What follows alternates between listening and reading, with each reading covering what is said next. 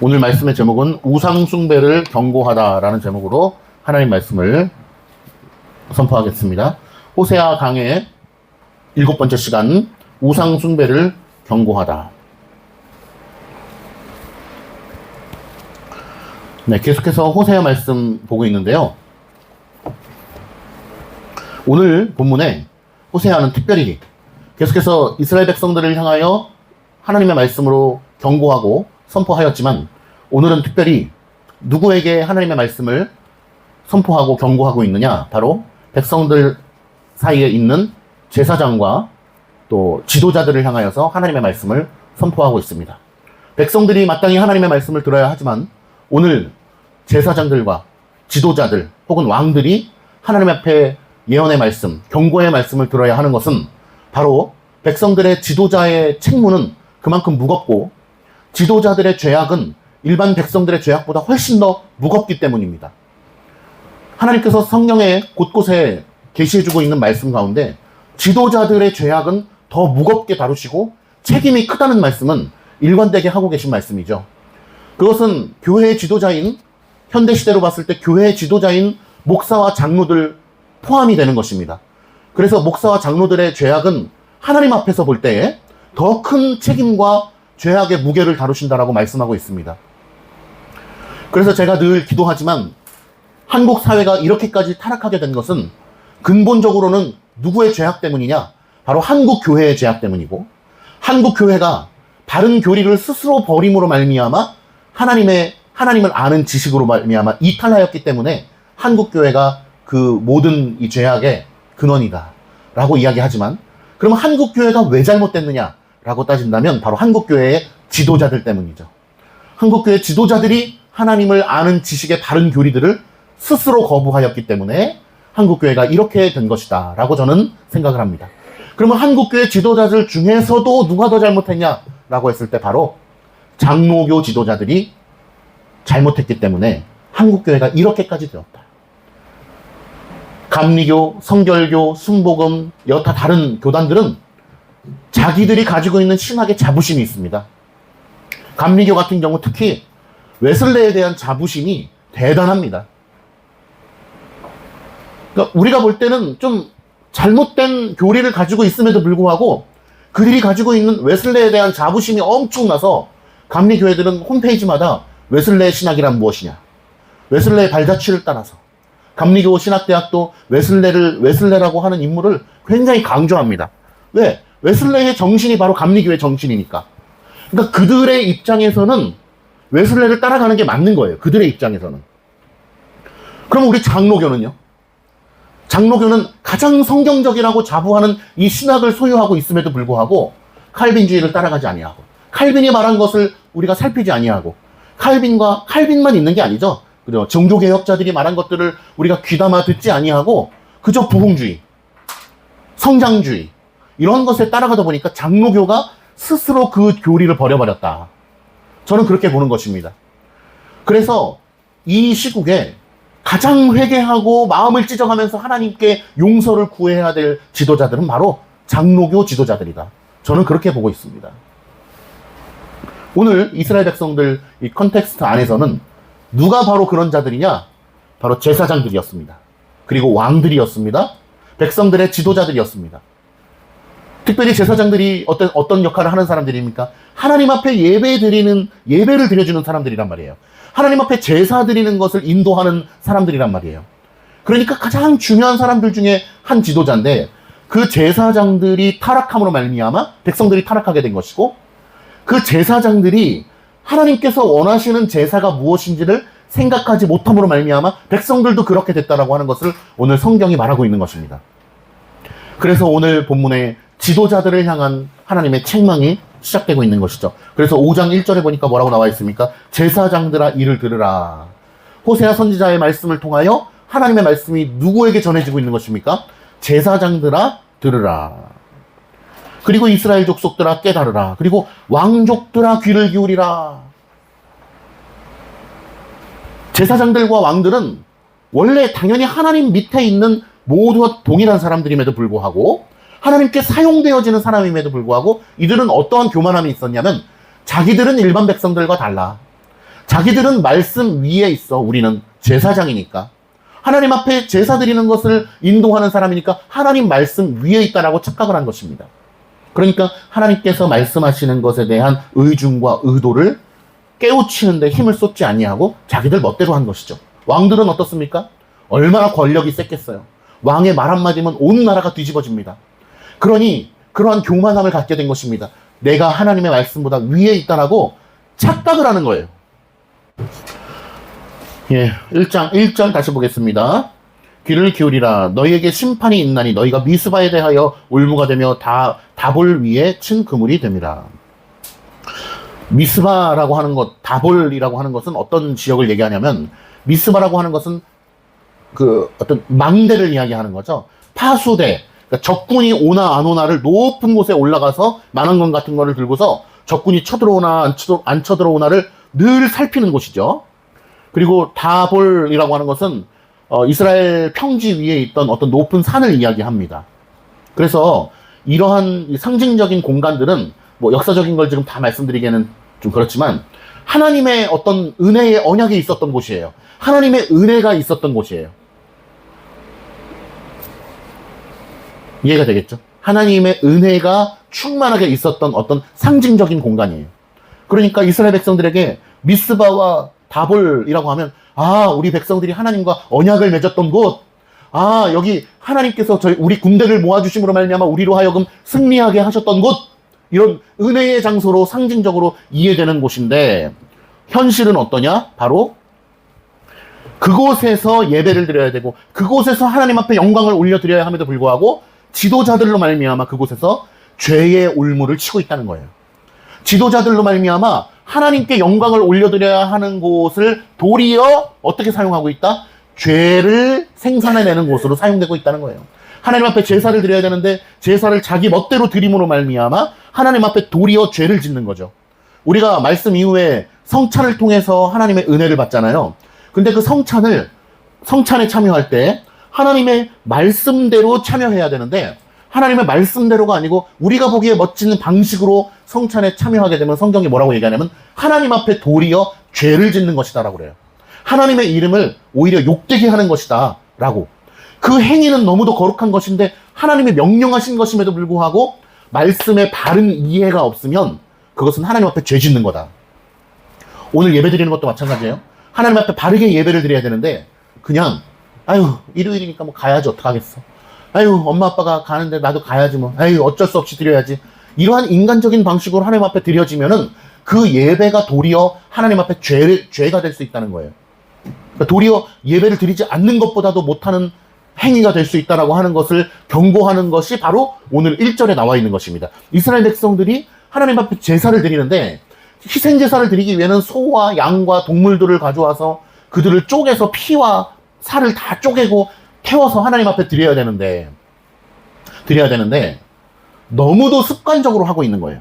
제사를 너무 잘 드려. 맨날 소 가져와서 소 피 내고 쪼개가지고 하나님 앞에 드려요.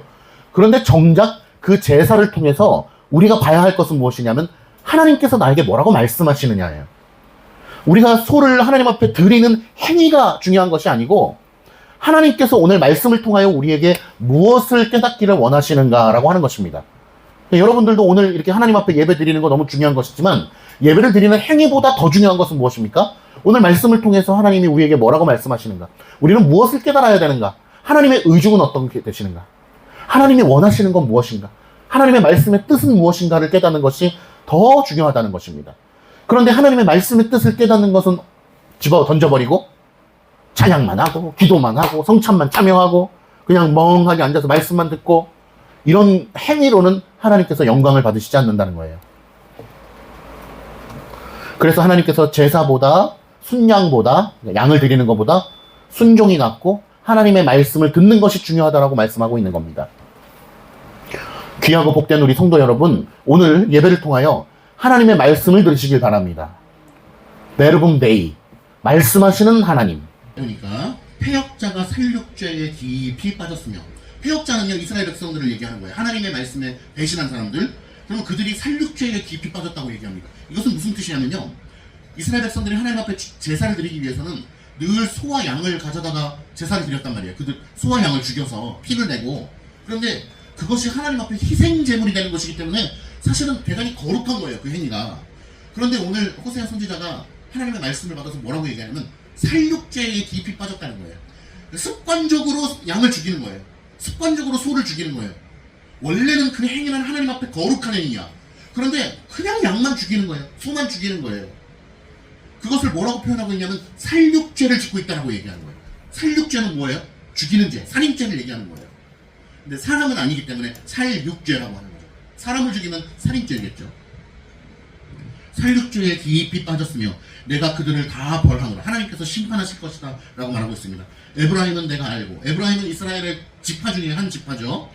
그러니까 에브라임 지파가 하나님의 특별한 은혜를 받은 지파인데 그들이 오히려 더 앞장서서 하나님을 배신하는 음란의 죄를 저질렀다는 것을 또 이렇게 드러내고 있는 것입니다.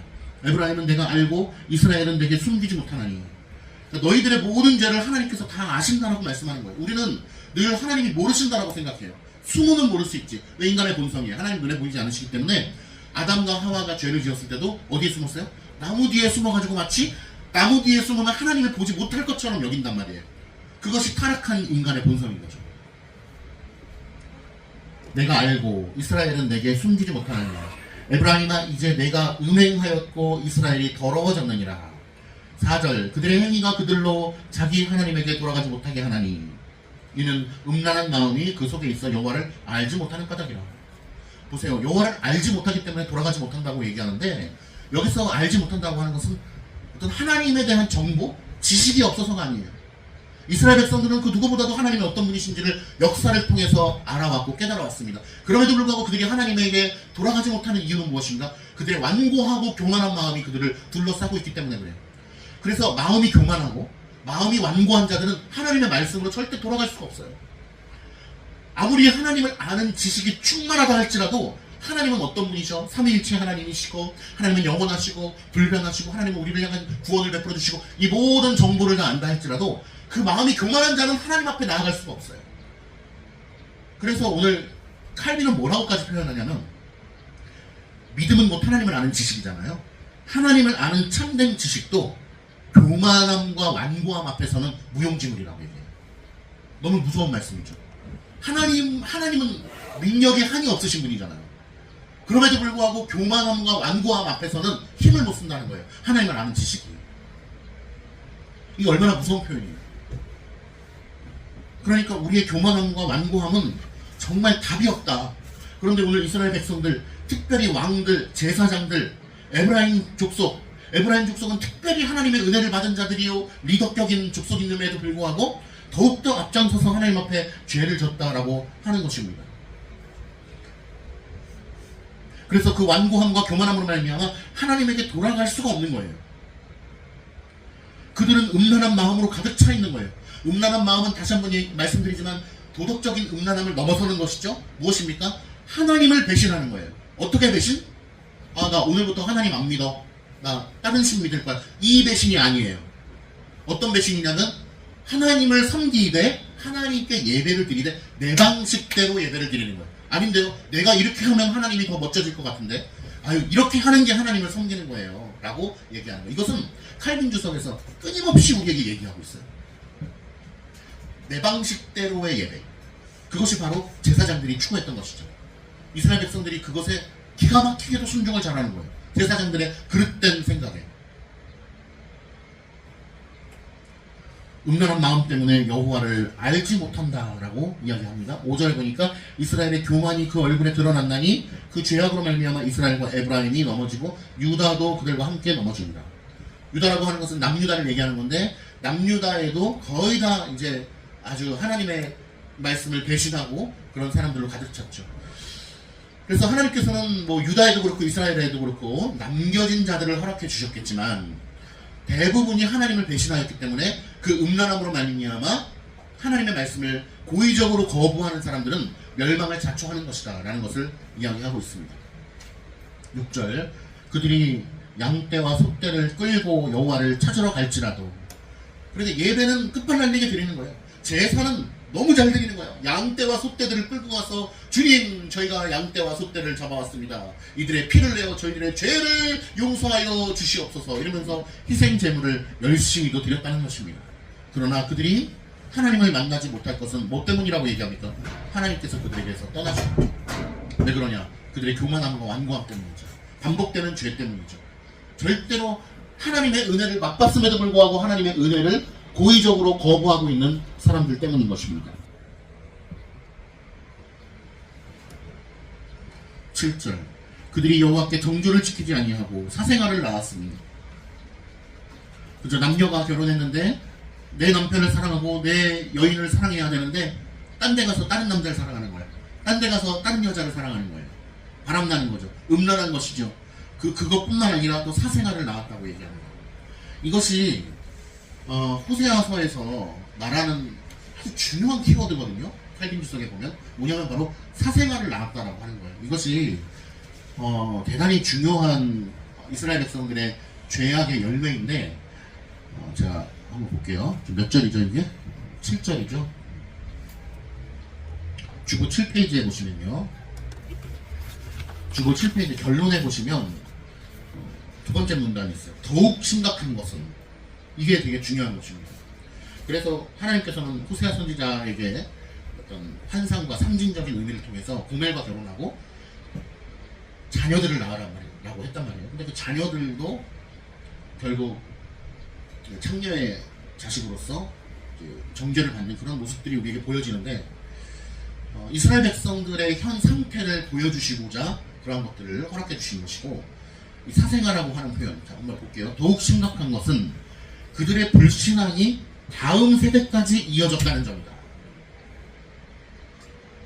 사생아를 낳았다는 표현은 단순한 혈통의 표현이 아니라 부모의 타락이 자녀들에게까지 전해져 공동체 전체가 하나님을 떠나게 되었다라고 하는 거예요. 그러니까 부모가 타락하고 하나님의 말씀을 떠나면 그 자식들 때까지 그것이 이어지는 것입니다. 여러 가지 의미가 있겠죠. DNA도 있겠고 문화, 배경, 그리고 교육, 그리고 보고 배우는 거 여러 가지 총체적으로 자식들까지 하나님을 떠나게 되는 거예요. 그리고 자식들뿐만 아니라 옆집에까지 이어지는 것이고 교회 공동체 전체가 그렇게 타락하게 되는 것입니다. 그러니까 교회의 순결성을 지키기 위해서 우리 신앙의 선조들이 해왔던 그런 방식들, 청교도의 방식들이라든지 또 초대교회 방식이라든지 또 한국교회 초기에도 보면 권징이 살아있었단 말이에요. 한국교회 초기만 해도. 그런데 지금 현대교회가 되면서 다 권징이 사라지고 교회 문턱이 너무도 인본주의적인 방식으로 낮아지고 이런 걸 보면서 교회가 타락하게 된 것이죠. 전체 성경을 놓고 봤을 때 하나님의 말씀을 배신하고 음란함으로 말미암아 이렇게 불신앙의 길로 가게 되는 주요한 원인 중에 하나는 바로 교리의 타락입니다. 교리. 오늘도 끊임없이 이스라엘 백성들이 무엇을 잘못한 겁니까? 예배를 안 드렸나요? 아니요. 예배 너무 열심히 잘 드렸어요. 하나님 앞에. 근데 끊임없이 오늘 성경 말씀을 통해서 정죄되고 있는 이스라엘 백성들의 죄는 무엇이냐면 자기들이 생각한 방식으로 하나님을 섬겼다는 거예요. 자기들이 생각할 때 멋진 방식으로 하나님 앞에 예배를 드렸다는 것입니다. 즉 교리의 타락이요 예배의 타락이요 예전의 타락인 거죠. 하나님을 아는 참된 지식 가운데 거해야 되는데 교만함으로 말미암아 그것들을 날려버리는 것이죠. 그러면서 어떻게 됩니까? 교회 전체가 공동체 전체가 하나님을 떠나게 되는 것입니다. 그러니 인간적으로 보면 회복의 희망마저 사라져가는 것이죠. 한국교회가 지금 그런 것이죠. 도리어 어떻습니까? 개혁주의를 한다고 하면은 거기 이단 아니냐고 물어보는 거예요. 반대가 돼버린 거예요. 하나님의 예정을 얘기하면 장키우스의 절대 예정론을 얘기하면 오히려 이단이에요. 그러니까 밖에 나가면 오히려 저희 같은 사람이 하이퍼 칼빈이즘이라고 극단주의적 칼빈주의자라고 이야기를 하는 것이 현실입니다. 개혁주의권 안에서도 저희 같은 사람들은 극단주의자라고 불려지는 거죠. 그게 바로 엑스트라 칼빈이쿰이라고 해서 뭐냐면 칼빈주의의 독특성이라고 불려요. 저놈들 독특한 인간들이야. 이런 원래는 비판적인 시각으로 불렸던 그 말들. 그러나 참 참된 진리를 추구하는 자들이 들어야 할 마땅한 말인 거죠. 어떻게 보면 진리의 독특성, 진리는 너무도 명확하기 때문에 틀린 것에 대해서 아니라고 말할 수밖에 없어요. 그런데 현대시대는 어떻습니까? 아니라고 말하면 나쁜 놈이 되는 거예요. 아르미니우스주의적 구원론의 관점은 잘못된 것입니다 라고 얘기하면 아주 그냥 몰매 맞을 판이에요. 왜냐하면 아니라고, 잘못됐다고 아니라고 얘기하지 말라는 거예요. 그래서 늘 상담학에서 쓰는 기법 중에 아이메시지, 저는 아르미니우스주의의 인간 협력적인 구원 사상이 성경적으로 옳지 않다라고 생각합니다 라고 얘기를 하잖아요. 부드럽게. 그러면 뭐라고 합니까? 왜 우리를 정죄하냐고, 왜 우리를 싫어하냐고, 이렇게 하면서 서로 대결구도가 되는 것이 현대사회죠. 진리의 독특성은 오늘 우리가 성경이 말하고 있는 것에 대해서 이것만이 옳다라고 얘기할 수밖에 없는 것입니다. 구원은 누구에게 달려있습니까? 예수 그리스도에게만 있는 것입니다. 누구만이 이 세상을 창조하셨습니까? 하나님만이 창조하셨어요. 누구만이 우리를 구원해 주십니까? 하나님이 구원해 주세요. 다른 어떤 신은 없어요. 그것이 바로 진리의 독특성이고 명확성이고 필수 불가결적인 숙명인 것이죠. 하나님만이 우리의 구원이시다. 하나님만이 우리의 방패요 지극히 큰 상급이시다.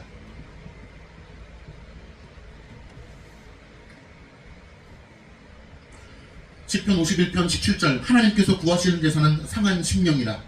하나님이여 상하고 통회하는 심령을 주께서 멸시치 아니하시나이다. 다윗이 밧세바 사건 이후에 하나님 앞에 통회하는 심령으로 회개하며 기도했던 내용이죠.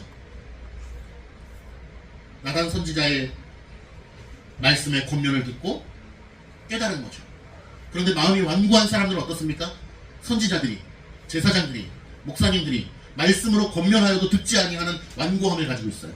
그 완고함이 얼마나 무서운 것입니까? 하나님을 아는 참된 지식마저도 그 교만함과 완고함 앞에서는 힘을 쓰지 못한다고 칼빈이 표현합니다. 하나님이 무능력해서가 아닙니다. 그만큼 우리의 죄악이 얼마나 깊은가를 이야기하는 것입니다. 그러므로 오늘 말씀을 마치면서 꼭 우리 어린이 여러분들, 성도 여러분들에게 주님의 이름으로 권면합니다. 이 세상에 죽는 날까지 하나님의 말씀을 떠나지 않기를 축복합니다. 하나님께서 우리를 붙들고 계십니다. 하나님의 명령하신다면 그것에 순종할 수 있는 믿음을 달라고 기도하시기를 바랍니다. 그렇지 않고서는 우리의 인생은 지옥의 패망의 패망인 것입니다. 이 땅에서의 죽는 것, 이 땅에서의 병 걸리는 것, 이 땅에서의 그 어떤 불행이 문제가 아닙니다. 지옥에 가서 영원토록 불구덩이에서 죽지도 못하고 나오지도 못하고 그곳에서 사는 거예요. 왜? 하나님의 말씀의 명령을 거절한 사람들. 이것은 어쩔 수가 없는 거예요. 내 목에 칼이 들어와도 이것은 바뀔 수가 없는 거예요. 이 지구가 폭파된다 할지라도 바뀔 수가 없는 것입니다. 하나님은 영원하신 분이시고 말씀을 통해서 우리에게 계시하여 주셨고, 세상 사람들은 이것을 믿지 않을지 모릅니다.